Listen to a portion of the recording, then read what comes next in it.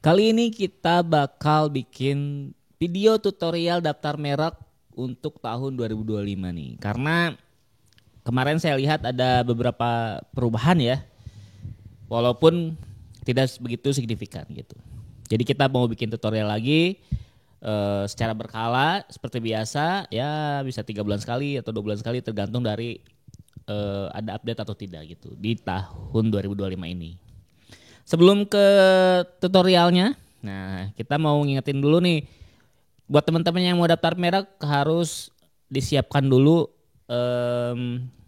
email, terus ada KTP, siapin logonya ya. Karena itu akan jadi bahan untuk kita input pengajuannya. Nah, gitu. Selain itu, sebelum pengajuan kita juga wajib melakukan pengecekan dulu nih. Namanya udah dipakai sama orang atau belum? Namanya melanggar DJKI atau enggak? Itu harus dicek dulu sebelum pengajuan agar memperbesar peluang untuk diterima. Selain ngecek nama, kita juga ngecek visualnya atau ngecek logonya. Bisa dilakukan juga di website DJKI gitu ya. Nah, kalau setelah kita melakukan pengajuan, itu yang dilakukan oleh Kebun Desain kalau misalkan kita daftar merek. Kalau misalkan sudah aman, kita bisa langsung simak video yang akan saya buat ini. Tutorial daftar merek di tahun 2025. Yuk.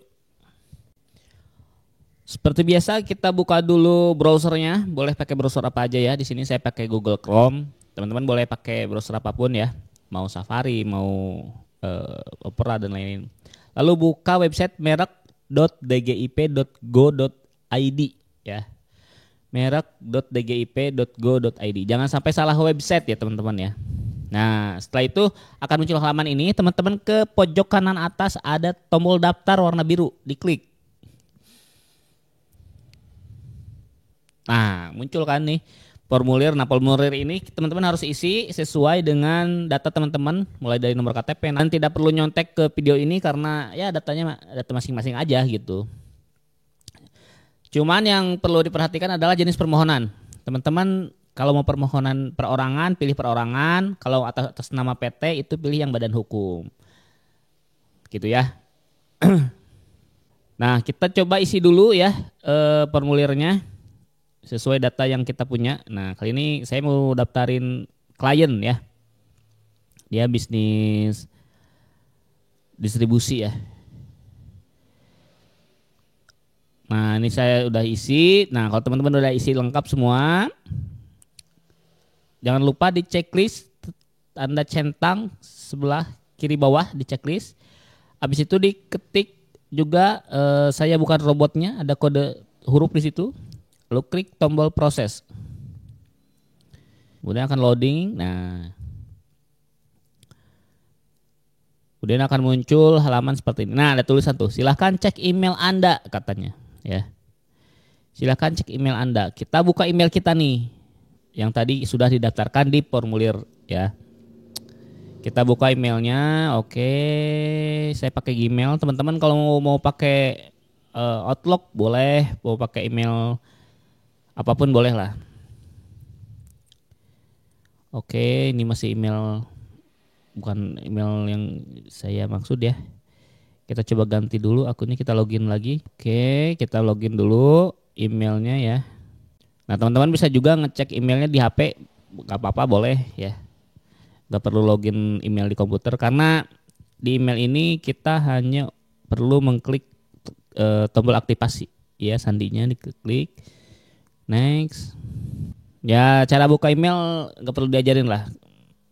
Punya YouTube udah pasti punya email ya. Nah, kalau bisa sih emailnya email tersendiri ya, email perusahaan gitu. Jangan email pribadi karena biar terpisah aja, biar gampang, biar enak gitu. Oke, kita buka emailnya, sudah kebuka nih. Nanti akan ada muncul email tuh dari DJKI katanya, verifikasi akun. Klik dibuka aja emailnya, inboxnya. Nah, nanti ada tombol aktivasi akun. Nah, diklik aktivasi akunnya ya. Diklik aktivasi akunnya.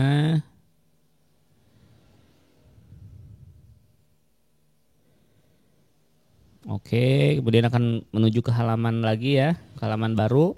Masih loading lama nih. Jadi pastiin teman-teman punya email ya dan dibuka emailnya ya. Karena banyak juga generasi boomer yang daftar merek ya, banyak banget ya. Dan mereka biasanya gaptek guys. Ya. Nah, akan muncul seperti ini. Username Anda sukses tuh. Langsung aja kita masukkan lagi emailnya, sandinya. Habis itu masukkan lagi kodenya di sini. Habis itu klik login.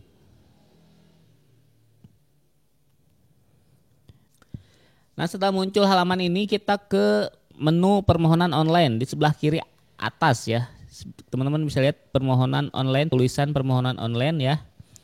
Di sebelah kiri atas. Nah, diklik aja, klik permohonan online-nya.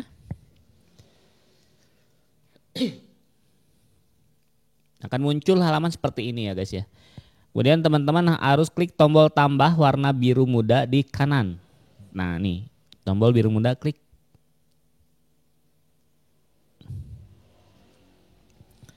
Nah kemudian seperti biasa nih ada lingkaran-lingkaran atau bulat-bulat di atas ya. Itu adalah tahapan-tahapan yang harus kita isi ya dalam daftar merek ini ya, dari tahap 1, tahap 2 ya gitu ya. Sekarang kita di tahap 1 dulu. Kita isi dulu di tahap 1. Tipe permohonan ya. Tipe permohonannya itu merek dagang atau salah tadi saya sebut. Jadi klien kita kali ini bukan distributor ya, tapi dia yang menjual program IT dia. Menjual software, dia bikin software terus dijual-jualin ke kliennya gitu. Diisi dulu, pilih yang jenis permohonan umum ya. Terus permohonannya merek dagang. Kalau teman-teman buka jasa berarti tipe permohonannya pilih yang jasa gitu ya. Habis itu klik simpan dan lanjutkan. Nah, kemudian akan muncul di tahap kedua. Nah, tahap kedua ini kita ngisi data pribadi kita ya. Dari mulai KTP, nama segala macam ya. Nah, perbedaannya adalah di jenis permohonan. Kalau teman-teman daftar atas nama PT ya pilih yang badan hukum. Kalau misalkan teman-teman perorangan ya pilih perorangan gitu ya. Ini saya coba ya. Oke, saya coba isi dan ini udah selesai isinya. Kalau udah selesai, udah dicek lagi, klik tombol simpan dan lanjutkan yang warna biru.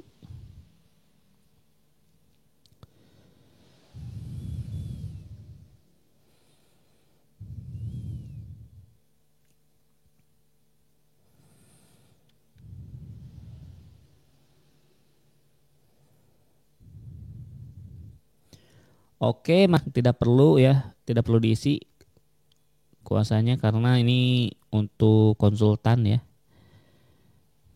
Teman-teman bisa skip aja ke tahap berikutnya dengan mengklik tombol simpan dan lanjutkan, diklik lagi yang biru ya. Prioritas juga di skip aja, dilewat aja.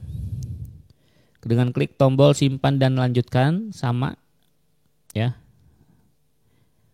Lanjut ke data merek. Nah, kita harus pilih dulu tipe mereknya nih. Tipenya tulisan aja mereknya atau adalah gambarnya. Kalau ada gambarnya, teman-teman pilih merek kata dan lukisan. Kalau kata aja, teman-teman pilih yang merek kata. Ini contohnya saya coba upload ya. Nah, ini tuh merek kata karena nggak ada gambarnya. Dia kata proteg aja gitu ya. Nama referensi label merek ditulis lagi namanya apa, nama brandnya. Habis itu deskripsi label merek ya. Deskripsi itu menjelaskan itu tuh gambar apa atau tulisan apa gitu ya. Terus unsur warnanya ditulis juga biru. Terus apakah ada terjemahan? Kita tidak ada terjemahan ya. Karena proteg ini kata baru lah istilahnya.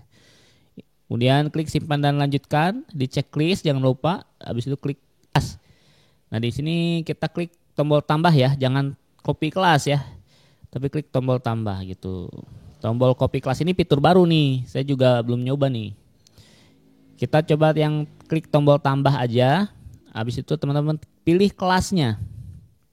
Kelas berapa? Karena ini saya daftarnya untuk software. Jadi klien saya ini jualan software. Jadi kelasnya tuh kelas 9.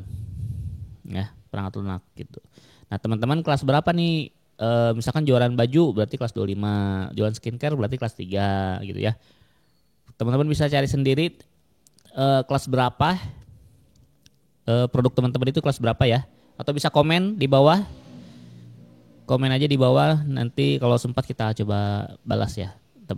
Bisnis teman-teman masuk ke kelas berapa. Habis itu teman-teman pilih nih deskripsi produk yang sesuai dengan bisnis teman-teman. Nah, dipilih aja dulu yang sekiranya masuk ya. Karena ini pilihannya udah banyak ini. Di kelas 9 aja ada banyak produk, nggak cuma di software tapi ada produk lain juga. Jadi kita coba checklist aja nih, softwarenya juga software apa nih gitu kan. Jadi kita coba checklistin yang sesuai aja nih. Yang menurut kita cukup umum ya. Yang sesuai di checklist aja, nggak boleh lebih dari satu ya di checklistnya produknya ini. Oke, kita cari lagi.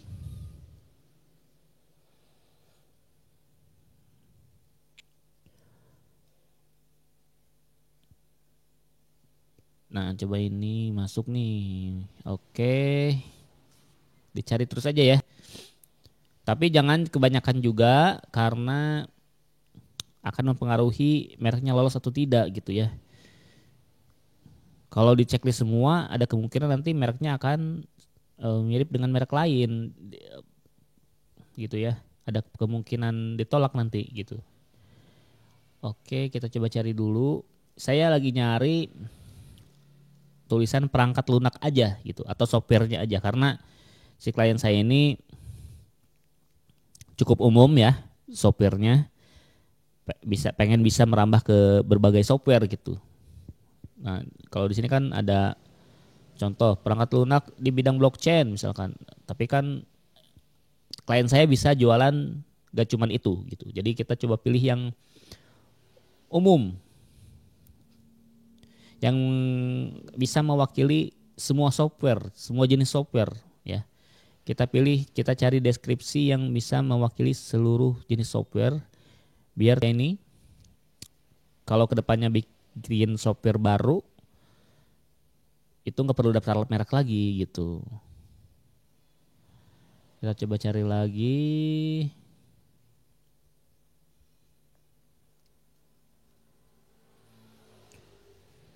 Cari lagi.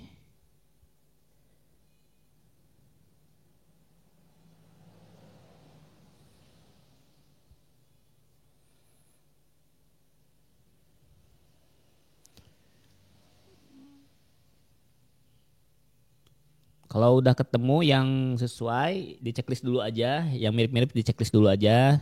Karena nanti bisa dihapus.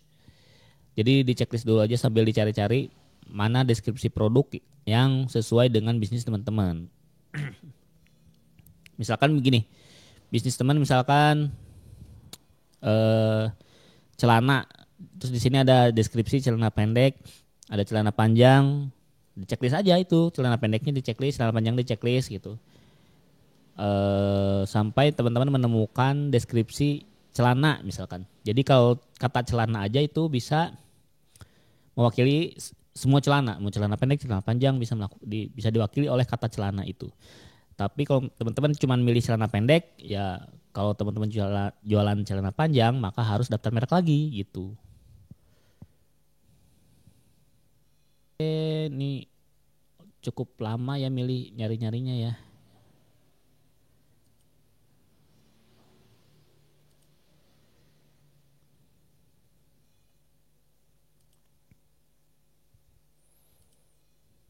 Nah, ada nih perangkat lunak atau software. Nah, ini kan satu kata satu kata produk yang mewakili semuanya nih. Ya. Klik pilih kalau dapat. Nah, nanti akan muncul seperti ini. Nanti sama websitenya akan di list ya, produk apa aja yang kita pilih tadi. Tuh. Nah, teman-teman bisa seleksi lagi nih, kira-kira mana nih yang mau dihapus, karena kalau kebanyakan juga jelek ya.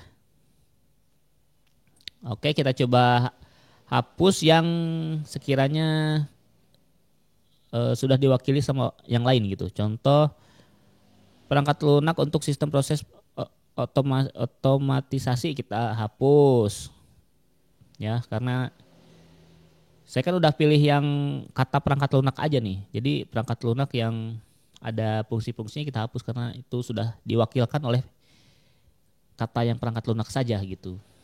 Perangkat lunak untuk komputer hapus juga karena diwakili oleh yang lain gitu ya.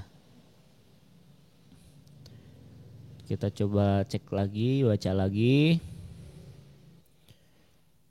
Yang ini hapus aja.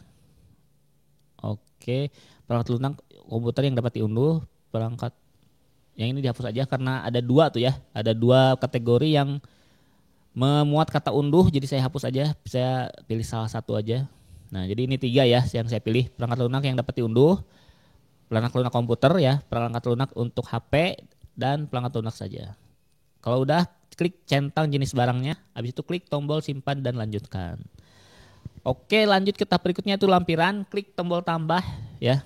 Habis itu pilih jenis dokumennya tanda tangan digital pemohon.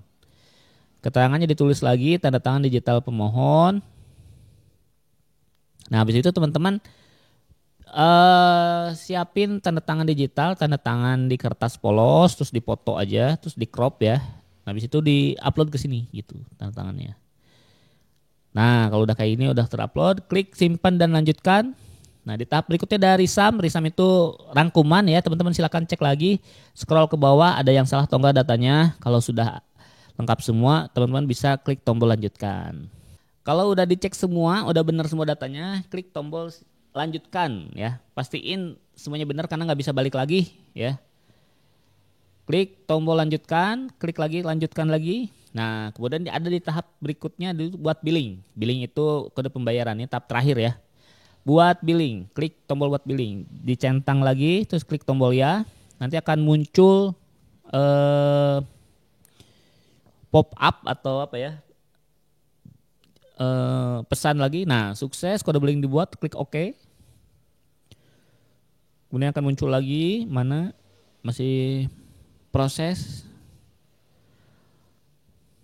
Oke, muncul perhatian, mengerti aja, klik mengerti. Nah, kode billingnya tuh yang ini nih ya. Kode billing berikut. Nih, saya kasih tombol biru ya. Bayar kode billingnya guys. Kita coba bayar pakai M-Banking ya. Teman-teman bisa bayar secara offline ke teller BNI atau juga bisa via M-Banking Livin Mandiri. Dan buat pengguna BCA itu harus wajib pakai Tokopedia karena tidak tersedia di BCA ya. Kita coba buka dulu apa namanya Tokopedianya ya. Kita coba bayar dulu ya. Oke, dibuka HP-nya. Habis itu teman-teman buka aplikasi Tokopedia ya. Di Shopee belum bisa, baru bisa di Tokopedia aja. Oke. Kalau Bukalapak ya, Bukalapak kan bangkrut ya. Buka Tokopedia, habis itu klik menu top up dan tagihan. Di atas ya, di atas sebelah kiri itu ada tulisan top up dan tagihan ya, diklik. Habis itu teman-teman ke bawah scroll atau geser ke bawah ke layanan pemerintah, nanti ada menu namanya apa ya, coba terus penerimaan negara. Nah, ini nih. Klik. Nah, teman-teman masukkan kode billingnya ke kolom yang ini. Kode billingnya yang ada di komputer ya. Kode billing itu kode pembayaran, nanti akan tersinkron otomatis namanya siapa dan jumlah pembayarannya berapa. Itu harus sesuai namanya dan jumlah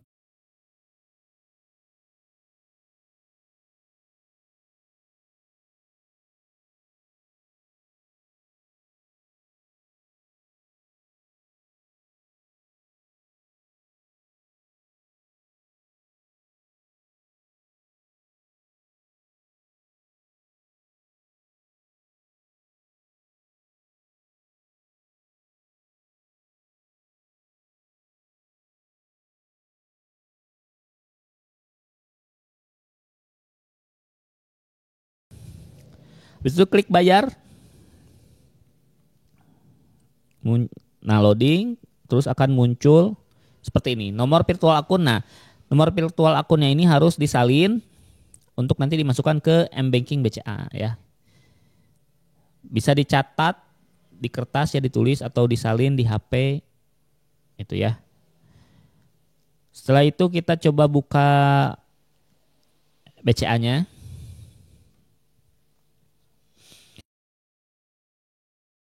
Buka BCA-nya seperti biasa ya, teman-teman, login seperti biasa. Oke, habis itu klik M-Transfer. Nah, BCA virtual account, klik. Nah, masukin tuh kodenya di sini ya. Gitu. Masukin kodenya, diketik aja, habis itu klik send, klik OK, masukin PIN biasa, transfer seperti biasa ya. Ini nggak perlu diajarin sih ini sih. Klik OK itu, kalau udah berhasil klik OK aja. Nah, berarti kita udah bayar ke DJKI, udah aman ya. Nah, habis ini kita lanjut lagi ke komputer guys. Oke, kalau udah bayar, klik tombol OK yang ada di sini ya, tombol biru ya, di pojokan. Oke. Nah, ini akan, nah ini ya. Di sini ada detail pendaftaran teman-teman dan bisa lihat nih status pembayaran sudah dibayar ya. Ada tanda terimanya. Kalau mau diunduh juga boleh, silahkan diklik ya. Kalau enggak juga nggak apa-apa gitu. Oke, itu ya cara daftar merek di DJKI secara online. Teman-teman bisa daftar sendiri. Kalau mau dibantu kebun desain boleh, tinggal WA aja ke nomor yang ada di bawah ya. Nah, setelah daftar merek belum selesai nih. Setelah mengajukan belum selesai tapi mereknya itu harus dipantau. Teman-teman silakan nanti login minimal 1 bulan sekali lah untuk memantau proses perkembangan mereknya. Karena ketika ada masalah misalkan mereknya dapat usulan penolakan karena mirip sama orang lain misalkan, nanti akan diinfokan tuh di halaman yang tadi ya, halaman yang terakhir statusnya apa gitu. Dan kalau misalkan ada masalah, kita harus menanggapinya maksimal 30 hari setelah ada perubahan status tersebut. Nah, kebanyakan teman-teman UMKM dan pebisnis itu udah pengajuan tadi udah aja ditinggalin ya, padahal harus dipantau gitu. Banyak banget pebisnis atau UMKM yang mereknya ditolak karena mereka tidak menanggapi notifikasi dari DJKI. Misal kekurangan berkas gak ditanggapi, dapat usulan penolakan gak ditanggapi, sehingga mereknya dianggap setuju untuk ditolak gitu. Dan akhirnya dia ditolak secara final gitu. Nah, sayang banget kan, padahal masih ada kemungkinan lulus kalau misalkan kita menanggapi si permasalahan-permasalahan yang nanti akan dikasih oleh DJKI notifnya gitu. Tapi ya harapannya sih lancar-lancar terus ya. Oke, itu aja video kali ini. Buat teman-teman yang mau daftar online, daftar mereknya online, silahkan ikutin aja video ini ya. Sama persis, bisa dipakai untuk produk apapun lah. Mau fashion, skincare atau apapun, tinggal ganti kelasnya aja gitu. Oke, itu aja video kali ini. Sampai jumpa di video berikutnya.